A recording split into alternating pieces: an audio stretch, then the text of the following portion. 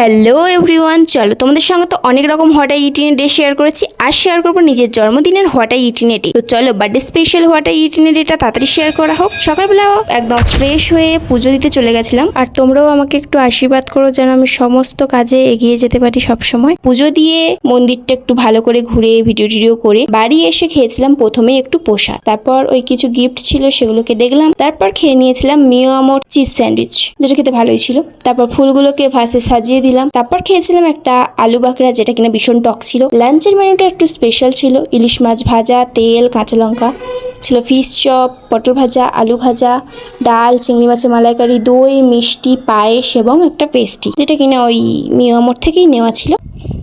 বিকেলে খেয়েছিলাম একটা জিলিপি, একটা খাইনি, খেয়েছিলাম অনেকগুলো জিলিপি, একটারই ছবি ছিল। একটু চাও খেয়েছিলাম অনেকদিন পর। রাতের বেলা হয়েছিল দেশি চিকেন। আমাদের বাড়িতে দেশি চিকেনটাই বেশি হয়, কারণ পোলট্রি মুরগি বা ব্রয়লার মুরগি বাড়িতে সবাই পছন্দ করে না এবং বাবা তেমন একটা খায়ও না। That's it for today. তোমাদের কেমন লাগলো অবশ্যই আমাকে কমেন্টে জানিয়ে লাইক সাবস্ক্রাইব করতে ভুলো না। টাটা।